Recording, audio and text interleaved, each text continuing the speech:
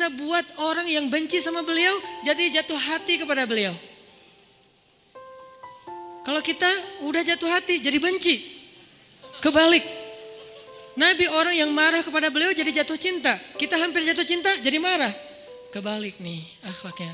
Berarti kita harus belajar banyak nih dari Rasulullah tentang akhlak.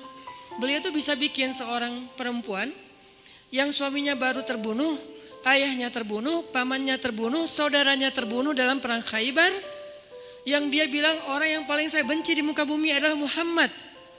Terus tiba-tiba yang namanya Muhammad datang menghampirinya di dalam tendanya, ditemani oleh beberapa orang sahabat.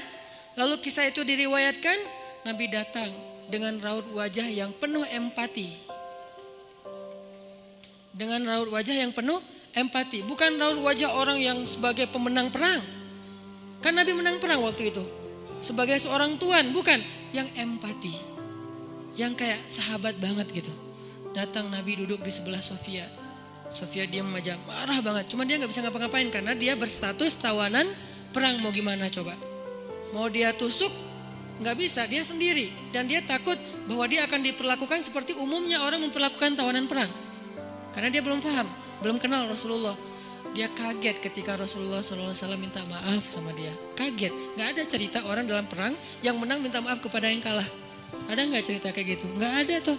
Yang menang minta maaf sama yang kalah. Maaf ya kami menang. Jangankan perang, sepak bola aja susah nyari yang kayak gitu kan ya. Ini akhlak nih untuk kita teman-teman di Bandung dengan Persibnya. Nanti di Jakarta dengan apa Jakarta teh? Persijanya. Nanti yang menang siapapun yang tanding, maaf ya menang. Dari mana lo akhlak kayak gitu? Rasulullah. Karena yang itu lebih serius loh daripada bola. Bola kan cuma permainan, entertain, olahraga kan. Gak seserius perang. Perang itu serius. Kalah itu meninggal artinya terbunuh. Kalau kita kalah paling ya kurangin apa? Nggak dapat skor gitu, nggak dapat poin. Kalau itu kalah terbunuh. Nabi datang minta maaf dengan ekspresi empati yang tinggi, yang dalam. Nabi itu kayak ngerasain banget perasaan Sofia. Minta maaf, menjelaskan. Sofia, maaf ya, aku ikut turut berduka atas wafatnya ayahmu, suamimu. Sofia marah banget. Terus Nabi menjelaskan apa yang terjadi. Aku tuh udah ngasih kesempatan agar kita gak usah berperang. Tapi mereka terus menyerang. Maaf ya, ngejelasin lagi. Maaf ya, ngejelasin lagi. Berjam-jam. Seolah-olah Nabi yang minta pengampunan kepada Sofia. Seolah-olah Nabi itu tawanan perang. Minta maaf, menjelaskan kejadiannya. Minta maaf, menjelaskan. Terus kayak gitu dengan ekspresi serius. Dan kelihatan banget lah. Ucapan dan ekspresi orang yang jujur kan kelihatan ya. Jujur bahwa beliau tuh empati banget. Bahwa beliau juga berduka.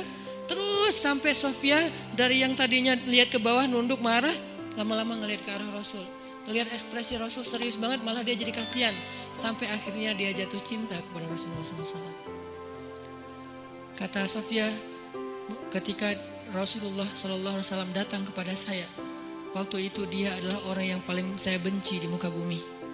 Tapi dia terus meminta maaf dan menjelaskan. Meminta maaf dan menjelaskan. Sampai akhirnya dia menjadi orang yang paling saya cintai di muka bumi. Akhlak Rasul. Rasulullah gak mengatakan Allah berfirman wahai Sofia. Enggak, belum ke sana. Akhlak dulu, baru nanti ajarin. Tarbiyah namanya kan ya. Sesungguhnya di dalam Al-Quran ada ayat tentang orang-orang yang kafir yang telah mati terbunuh. Enggak, Rasulullah tuh tahu. Jangan ngomongin tentang ayahnya yang mati terbunuh, ibunya yang pamannya, suaminya yang mati dalam keadaan kafir. Nabi gak mau ngomongin itu, kenapa? Menjaga perasaan Sofia. Kok masih dijaga sih perasaan? Kan mereka beda agama, mereka orang kafir. Inilah akhlak Rasul. Sehingga Nabi membahas yang membuat Sofia merasa kayak dihargai. Sebagai seorang janda, sebagai seorang perempuan, sebagai seorang yatim. Sebagai seorang tawanan. Sehingga dia takjub dengan akhlak Nabi. Akhirnya dia cerita, ya Rasulullah, belum beriman udah manggil, ya Rasulullah, saya pernah bermimpi bahwa dalam mimpi saya melihat ada rembulan di atas kota Madinah, lalu jatuh ke pangkuan saya. Jibril turun bilang ke Rasulullah, apa maksud dari mimpi itu? Tahu gak Rasulullah apa maksud mimpi? Apa Jibril? Maksudnya rembulan itu kamu. Maksudnya dia akan jadi istri kamu di dunia dan akhirat. Rasulullah langsung, aduh gimana ya? Rasulullah juga orang yang ra'fah banget tuh. Bil mu'minina ra'ufun rahim tuh Rasulullah. Gak enak, kan dia masih janda baru meninggal suaminya. Masa saya lamar gimana ya? Kata Jibril, ya Rasulullah, Allah suruh engkau melamar dia untukmu. Menjadi istrimu di dunia dan di akhirat. Rasulullah dengan gak enak hati mengatakan, Sofia, aku ingin melamar kamu. Sofia, gimana ya? Itu mah cewek ya. Saya mencoba untuk menghayati kisah ini dari angle cewek elegan ya. Bukan cewek biasa, oh boleh gak apa-apa sih, gue sih enggak. Cewek elegan, cewek terhormat, cewek yang soleha walaupun belum beriman. Pasti dia gak akan bilang, Alhamdulillah Masya Allah, A-nya panjang gitu kan ya. Terus pakai emoticon berderai-derai, enggak. Dia terhormat. Dia akhirnya, saya terserah gimana baiknya aja, menikahlah Nabi dengan Sofia. Modalnya apa? Akhlak.